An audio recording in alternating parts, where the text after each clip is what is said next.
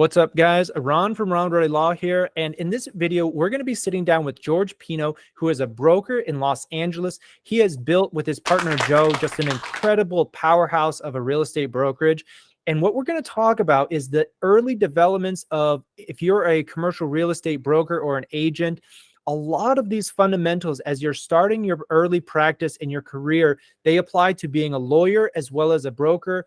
And you've got to understand the relationship between these two parties if you want to invest in yourself. You've taken something that is normally a very competitive, very much eat what you kill, kind of, the candy shop that won't be named, sweatshop atmosphere, but made it as collaborative as possible while still preserving, like, you're not trying to pretend that something isn't what it is. It is still eat what you kill, right?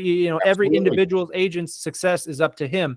But if you have people with clear major focuses and like a minor, then they're willing to help somebody out if it's not their major, because they know if they ever slide, they're going to go back over. And it's a very clear, I'm not helping you out so you come in and be my direct competitor. I'm helping you out so you'll help me out if my stuff exactly. It's kind of that whole reciprocity concept, which I grew up with from a child. My mother kind of instituted that was part of the culture, but the whole reciprocity, you help me, I help, back and forth, and we all win together. And that was the whole kind of idea that we're looking at here is, you may not come back. It may not come back to you, but right away, but it will eventually. And we've actually taken that approach and used that with agents outside of our office, where we're sharing information, even on, there's some trusted agents that we know from different companies that I get referrals from other commercial brokerage companies, because they know I can handle it better than anyone at their firm. But at the same time, we're also sharing information on deals that may be off market and whatever, that I trust them. And, it does come back. So, that whole reciprocity, when it works, it can work very well. And when you're actually in an office environment in that aspect, it actually, I think it makes it fun. Everyone's always just, we're always joking around, making fun. I have two agents here that they're like literally like brother and sister, and they kind of call each other that. Just the back and forth play that they have going back and forth, and it's good to see, actually, because it brings good energy. And it's funny because when a couple of the agents are out of the office, you can really feel that energy level change. Interesting. Yeah. I mean, I think I say it all the time in my videos, but commercial real estate is fun. Real estate investing, it is a creative, it is a challenge. It is fun structuring it. It is something that I, have people doing in their 80s. And I don't think there's many other industries that are that much fun that you say, I want to do this. The money is there. You want to make money, but it's a fun process to go through everything, and the enjoyment is there. So what, we're in an acknowledged, this is, June 2023, in an acknowledged period of lower volume. What is your advice to an agent that's listening to this and they're saying, oh crap, well, I'm not ahead of the curve. I'm not an early actor, but what should I do right now to protect myself or improve my odds? Okay. Well, I'm going to jump back 35 years ago. In college, I was a marketing major, advertising with an emphasis, a sub-emphasis in entrepreneurship. Marketing, what agents have to remember is that, first and foremost, they are a marketing company. They themselves. They have to look at marketing themselves, as well as, yes, the company within the guidelines that the company sets, but they really need to market themselves and put themselves out there. So if someone's kind of a little bit behind the curve, I would say step back and take a look to see if you're doing all the core principles, the basics of the real estate. Go back out again. I mean, number one source of income for newer agents is going to be their sphere of influence. So, almost every agent knows somebody. Make those network connections for people, whether it's transactional attorneys in real estate, such yourself, going into that, or even working with, the way I like to explain it with brand new agents is, think of it kind of like a wheel. You're the hub and your team members are all the spokes.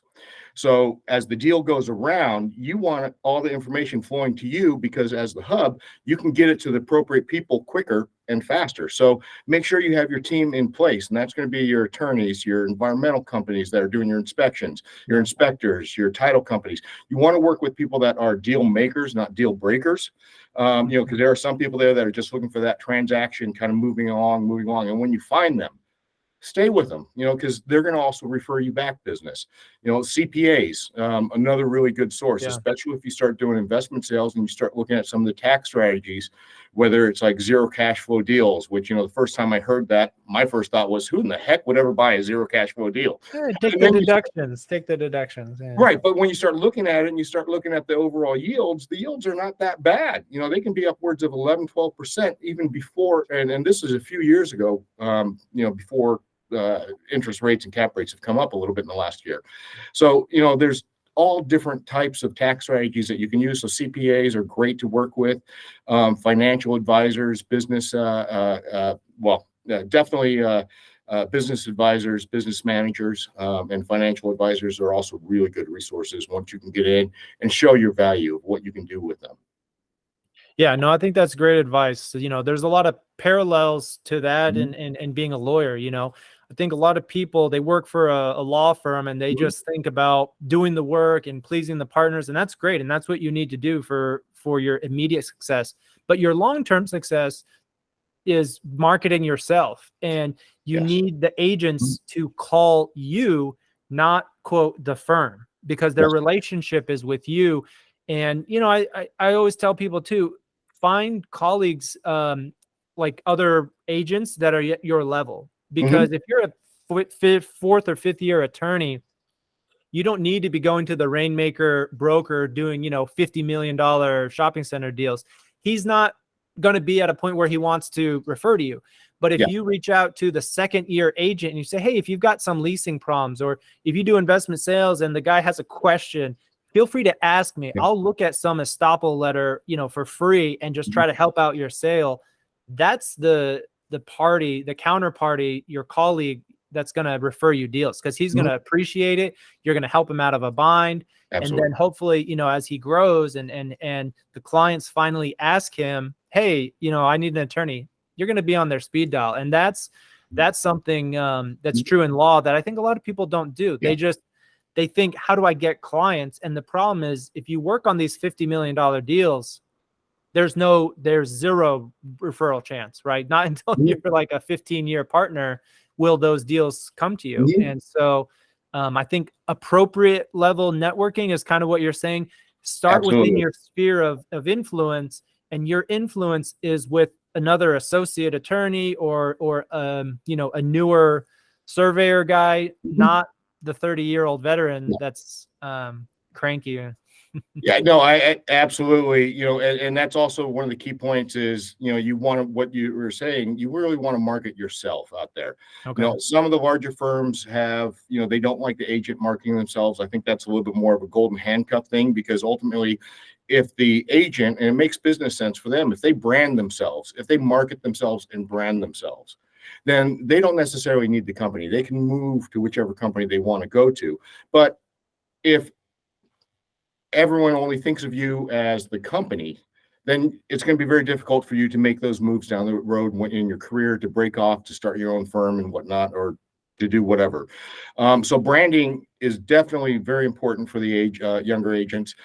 Asking for the business, I think that's where a lot of younger agents, and especially getting out there, especially if you're changing an asset class, like in a situation right now where, I had a friend of mine at another company that I've known for years, and he was a tenant rep specialist in downtown LA. Doing amazing, absolutely wonderful. One of the leaders in that market until COVID. You're doing office or retail or office only? Okay. COVID hit. We know what happened there, and that kind of affected everybody, but the office market's never recovered, especially in the downtown submarket right now for the last few years, since even after they lifted all the restrictions off COVID. So he had to reposition himself. He was making no money for about 2.5, 3 years. And he had to reposition himself and start doing some investment sales. But the problem was a lot of his clients didn't know he was doing that now. So Oh. you have to get out there and market.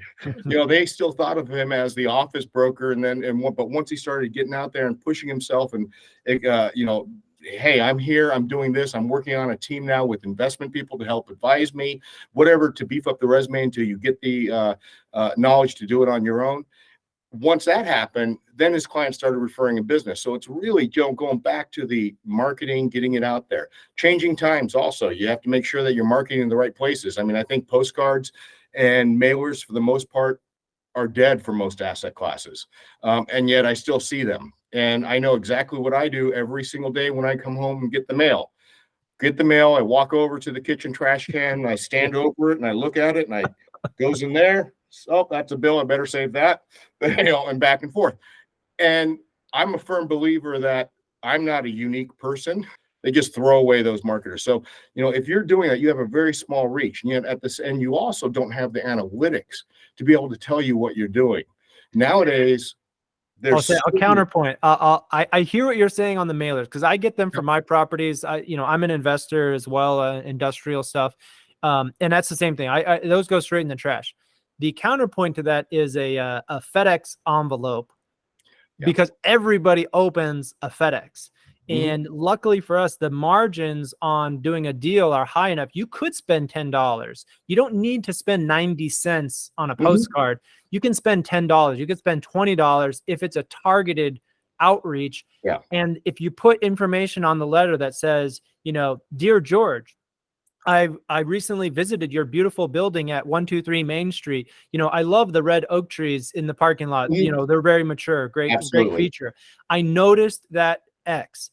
There were some, I just want to let you know, there were some comps that sold for X. Would you be interested for selling if we could get that comp or something like that? Those are different, right? The FedEx makes somebody read your letter. And then if the letter shows some effort and some personalization about your property, that like, wow, oh yeah, he really did visit, or he really looked at Google Maps and looked at the property. And then, giving value of some comps sold recently, maybe off market, that the owner is not aware of. Man, those are really strong hooks. I would reach out to that person, and I would text them or email them and say ways to stand out. And actually, to your point, that may be even more cost effective if it's super targeted, because your average mailer is what, 60 cents to get out there, to get it packaged, get it out and out. I'm not even counting any labor costs if you're doing it in house. But the return rate's about 1% for commercial real estate. So you're spending $60 for one. There you go. Yeah. So $60 person calling in. So, if you're doing that, and there's also a lot of, you want to look for a company as well that's really embracing the technology and the changes that are happening. I mean, there's a lot of add-ons that you can do through like LinkedIn has become a very powerful tool. And there's a couple add-ons there that you can actually send a customized video to the person and talk to them. So, it's worked really well with a lot of our leasing, where it's like, I think, and as opposed to just reaching out in an email saying, I think this property would be good for you, and here's why, instead we can put in some drone photos and the video behind you and sit there and actually speak to them and say, Ron, I have this fantastic property. I think it's great for you. We have 45,000 cars per day on this street, 23 per 1,000 on this street. And look at these beautiful views. And you can see the school right next door and this. So it's all right there. And the response rate has been incredible on that. It's gone very well. So you want to look at companies that are really embracing the new technology to make your job more efficient. 80-90% of your time business development. And then, and then it changes, obviously, as you get more deal flow. You want to still work on that pipeline, but you're going to take care of it. But you never want to really forget about the business development side, because you don't want it to dry up. As if you can get much more efficient on that, whether it's through videos, whether it's through utilization of tools. I mean, there's a tool on LinkedIn that I like as far as reaching out to people, that gives you a personality profile on that person. So you know how to customize your pitch to them. Do they want straight shot answers, no bull, and just give me the facts? Or are they the type of person that wants to hear a little bit more stories, a little bit more talk, a little bit more casual, and things like that? And that's something that has really been helpful for me, because I tend to be the type of person that just goes straight into it. And I forget that some people, especially in certain parts of the country, they like to get to know and sit down and talk a little bit more about, just So I do like those tools. And it's really, if you're an agent looking to market yourself and get out there, it's you using those tools, working with them and going. I would look at a company also that one has management that does have brokerage transaction experience, that can also advise you on and what they're doing and how they're doing it, but also ones that are looking into it. I mean, the average age for a commercial real estate agent, well, actually, right here. So mid 50s, and tradition, and right now, primarily white. And it's really an old boys network. Yeah. It still is a little bit. It's changing. It has changed actually quite a bit in the last 10 years, but it still is kind of bit. And I see some people that are embracing the social media that are literally taking over markets in 2-3 years when it should have taken them 8 or 9 doing it the old way. All of those are steps that people could be doing now in the recession, to, whether it's a short recession, and then you have less time. But it sounds, there's a lot of action steps. And if people are already doing that to some degree, they should be using their free time to be 90% business development. And I think the issue was the last couple of years, they didn't have to. And so they don't know how to spend their free time. You can't just double somebody's free time and say, okay, now do this. They're like, what do I do? Yeah. These are some great tips. Good words if people are feeling pessimistic in this market right now. Thanks for being on the channel. Smash that like button, subscribe for more commercial real estate tips, and we'll see you next time.